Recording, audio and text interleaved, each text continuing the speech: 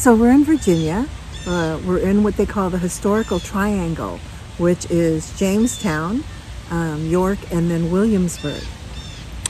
And we decided that we're going to do this in segments, so we're in Jamestown first, and we're going to show you all about that. Yeah, it's historical order. Jamestown was actually, I know that we celebrate the Pilgrims, but Jamestown was the first settlement in the United States. They were businessmen. So let's go see. Yeah. You enter Jamestown Living Museum through a traditional museum, which explains the history of what you are about to experience, as well as displaying artifacts from the era. They have a marvelous display of the Native American Powhatan tribe. They lived in this area when the English settled, and it was their hunting grounds. They don't really know what sites like this were used for, but I think I look just like them, don't you? They used a larger style of mortar and pestle. Actor historians like this explain the culture at the time. And all of them serve varying different levels of practicality. Same reason you wouldn't wear, a real thin hoodie that you might wear on a day like today in a 20, 30 degree day. So something like this bear cloak here, there's also a level of status to it, just like our cloaks today and coats that we buy. A jacket from Walmart that's a puff jacket, costs $30, $40, has the same level of practicality as a North Face jacket, but that North Face jacket's going to stand out a whole lot more on that status side of things. It's the same idea 400 years ago. I could sew a couple of these deer cloaks together and they'd be just as warm as this bear, but this bear says a whole lot more than those couple of deer cloaks do. It says a whole lot more about me as a hunter. Those sorts of things about human nature will never change, no matter the time period, no matter the culture. There were two types of huts exhibited. Of a family-sized summer hut. This is a multifamily winter hut that keeps more people warm with a smaller amount of wood. Mats woven with reeds cover a wooden frame, and that gives them their structure. Large cooking fires outside were shared by several families. Hut displays were really interesting, showing what life looked like for the Powhatan Native Americans.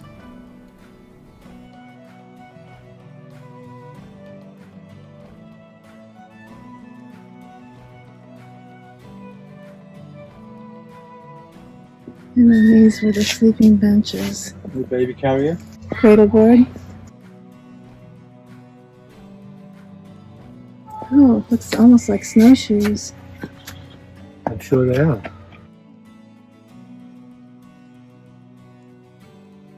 Mostly deer hide. Both sides. This is a cat.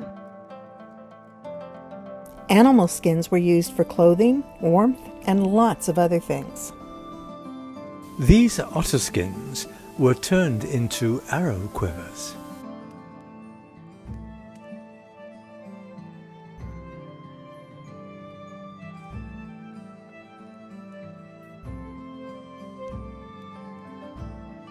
Bent over as it gets thinner at the top here, and then lashed together to form this shape.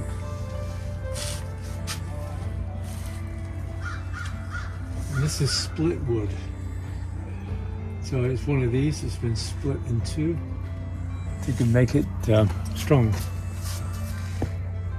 Huh.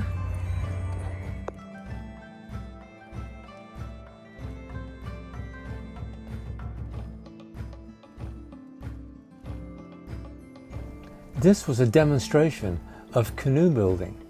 We saw this before in Massachusetts. I love the ingenuity. So they set fire to this thing.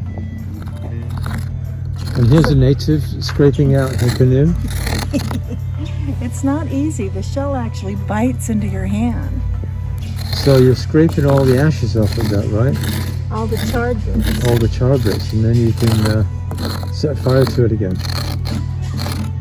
Amazing. Good job. Dirty work. They used rings such as this for target practice. Replicas of two of the three ships that brought the English hopefuls were in a secluded part of the bay. It was interesting to see how small they actually were and what life was like crossing the Atlantic in these. Once they knew where they wanted to go, they would move the tiller, which connected to this piece below the deck, which moved the rudder to turn the ship. Simple, right? We were stumped as to what these could possibly be. Watch their musket demo to find out. The first order of the day had been to build shelter and to plant food. Even so, the people in Jamestown needed help from the natives to survive the first winter. What is it about a little boy always wanting to chase the chickens? They built an exact replica of the original Jamestown. It was fascinating. Jamestown was set up in the form of a triangle so that there were only 3 walls to defend. Here's an original lathe. What a contraption. Okay, these are called puppets. Yeah. And basically you've got, you put this piece of wood here. I can't move this yet, but you put it in between here. You take this piece of rope here, and it goes in between here, and you pump this thing, and it turns it. And then once you get that joint fit together, you take an auger, and you drill through both pieces of wood. And then after that, you take the trunnel. It's tapered. It goes in, stops right there, and back it into place. And that's essentially how you build these plans. Okay, so it wasn't really an exact replica. They had the armor outside for the kids to play with. Usually it was kept over their beds for quick access in case of an emergency. Remember, there were no women in the first year and a half. Most buildings were set up to sleep 2 or more soldiers, except of course the governor's place, which was quite opulent for the New World. In 1608, the first women arrived in Jamestown, but they were married. In 1619, the Virginia Company placed ads for brides for the mostly single men in Jamestown. A year later, 90 women arrived. The History Channel has some great articles online, and there'll be a link in our comments section. We learned all about this from the woman depicting an early Jamestown bride. They even displayed recipes from 1660. Here in Virginia, you're mostly going to find blacksmiths. Today, my colleague Parker has been working in here with me, working on armor, and we've been kind of sort of, but not entirely joking that he might actually have been here in 1611. Because in 1610, 1611, they were putting out a recruitment call for different trades to come to the colony, working for the Virginia Company. And they do actually have 2 armorers listed on that recruitment drive. So it's not like we see in the movies where it's one craftsman doing the whole thing. The master's running the shop, and you've got each journeyman doing a separate part of the project.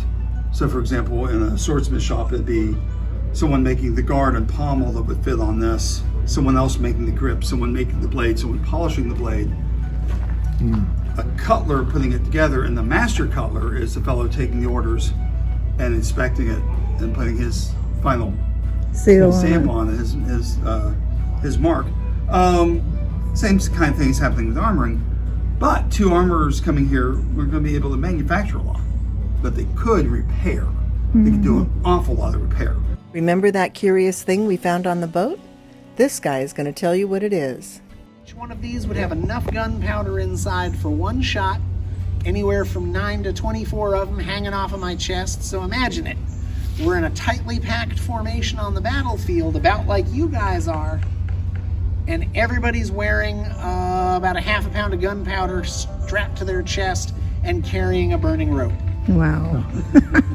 Serious accidents are possible, and we avoid those through training.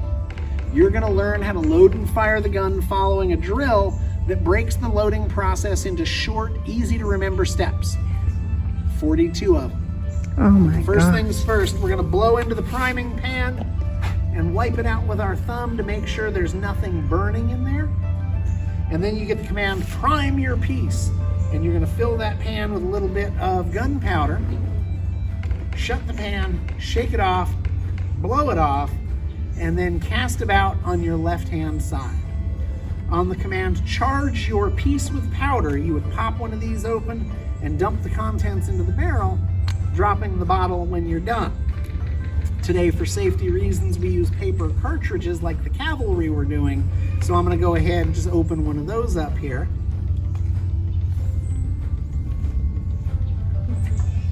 Powder goes in the barrel. Draw forth your scouring stick, reverse your scouring stick, take short your scouring stick. Now I need a musket ball. If they had mentioned that 3 steps ago my hand was empty, it would have been super easy to get into the pouch of musket balls, take one out, close the pouch, put the musket ball in here, you'd be all set. But no, they waited, and now I can't really do that easily with a handful of scouring stick. So most soldiers would carry a handful of musket balls, they're stuck right inside your teacup, spit it into your hand, drop it into the barrel, ram it on down. Now what I'm ramming down is not a musket ball, it's the paper I bit off the back of the cartridge. On the other side of the fence here is the glass house at the national park, and they have a very strict you break it, you bought it policy. No musket ball today. Gonna bring the gun up to a position called poise. That gets it out of the way, so that when I blow on the match to make sure it's nice and hot, I'm not actually blowing sparks across the back end of a loaded gun. Cross your piece across your chest, and in your left hand let it rest.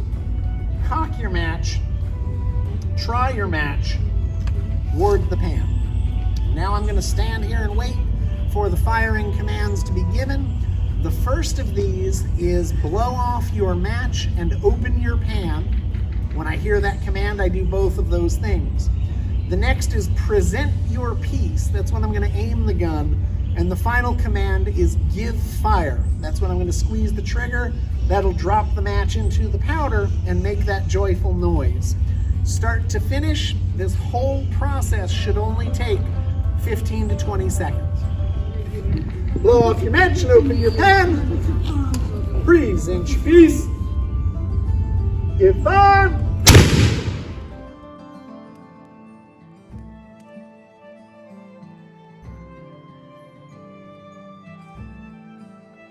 By 1609, daily life in Jamestown revolved around tobacco, a major source of income, and several buildings showed it drying.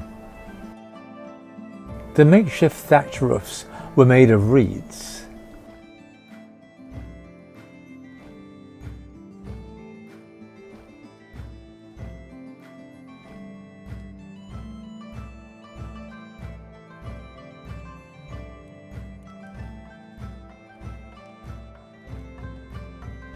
We stopped for a snack before heading to the actual Jamestown site. Creamy peanut soup was a favorite in this area. The chef gave me the recipe. It was delicious. When we got back to our car, Sprocket had found a friend. That's it for the Living Museum of Jamestown. Next, we're going to go into the archaeological dig of the actual Jamestown. And, you know, it's going to be just what? Fascinating. Fascinating. We'll see you soon. Hey, thanks for watching. And if you like our videos, please press the subscribe button.